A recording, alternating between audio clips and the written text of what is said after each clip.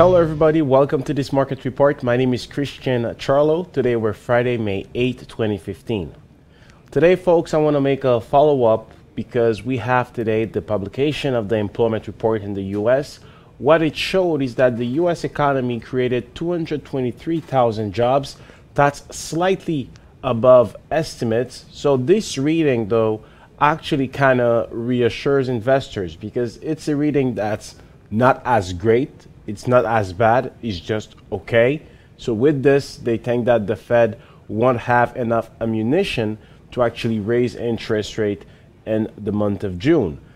Also, this confirms that the reading that we had in the month of March, where we had a bad reading, worse than estimates, this confirms that this was just an anomaly, especially related to the tough winter that they had in the US. So with this situation though on the markets, if we take a look at this, we have the SPY that again remains within this sideways formation.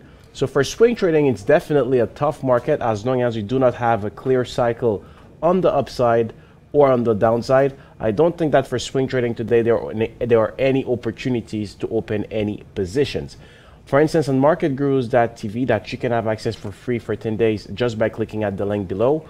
What we have done is that we actually have recommended people, our viewers, to actually make sure that they follow some sectors where they could have additional breakouts if the SPY could start a clear bullish cycle higher than 212 points. So what are the sectors? For instance, we have the furnishing here that is clearly starting a breakout. What are the stocks that could start a breakout in that sector? There's Mohawk Industries.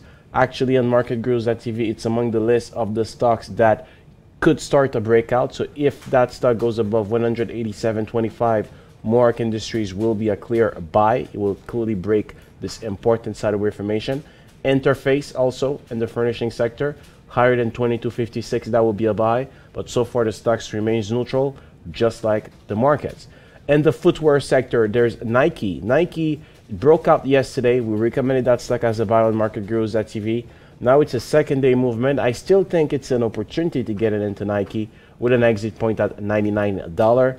And Crocs today, it's a clear breakout on New York, on the Nasdaq, sorry. And Stephen Madden could be next in the line in the footwear, only higher than $40 for Stephen Madden. As for the investment services, there's that stock here, CME Group, that broke out yesterday. Now it's a second day movement. Now where could we go? Well, the stock here, we have some momentum on that stock, but the stock could actually head towards 98.01. That could be a target for that stock. So it's a short-term trade, but that is actually a point to get it at the bottom, and exit point at $89. And Nasdaq OMX Group, I'd like to see the stock breaking 51.06 to confirm a clear breakout. So far, I'll be more patient before getting into a stock like that right now. So if we take a look at the sectors to be watching, the furnishing, there's Mohawk and Interface, and the footwear, Nike and Crocs. Those two stocks represents a buy. Stephen Madden has to be watched, and then investment services, CME Group and Nasdaq OMX Group. So for swing trading, you have to remain patient. There are not a lot of opportunities, but for day trading, there are though. Actually, BAK, it's actually our best day trade of the day on the New York Stock Exchange. We recommended that as the best day trade of the day on marketgurus.tv, and you had clear several entry points on that stock here, and all when the stock got out of a sideways formation, right? So this is actually a clear signal that you had on BAK. Now it's actually a buy because on this breakout we have the stochastics that's starting to tilt towards the overbought situation. Volumes are around average, so that confirms that it is the strength of the bullish momentum on a stock like that. Also Kala on Nasdaq, really active, gave a clear entry point here, another one there.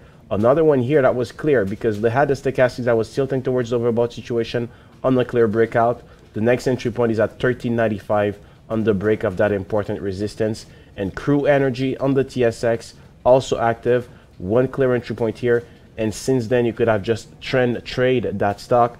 Now we're overbought, we're having a decline in volume, so I would not open some positions right now. But if it could just stabilize there and break 587 with a stochastics that starts to test this zone here and start to tilt more towards the overbought situation, I will give it a shot. But right now, I believe it's more ideal for a profit-taking opportunity, and we're due for stabilization space for a while on Crew Energy. So those stocks highlighted with an S, BAK, Kala and Crew Energy are the best picks for day trading today. I give you the entry point on those stocks. And as for swing trading, folks, I think those following sectors will have to be watched only and only if the SPY could confirm a breakout. There's the furnishing, the footwear, and the investment services. But overall, I believe that even if we have an employment report that's slightly positive, it's still not appropriate timing to be in a buying spree at all on the markets, because almost no sectors are within a clear bullish cycle. Most sectors are just neutral, and it's important to not rush your move for swing trading. So this was Christian Charlo for MarketGurus.tv.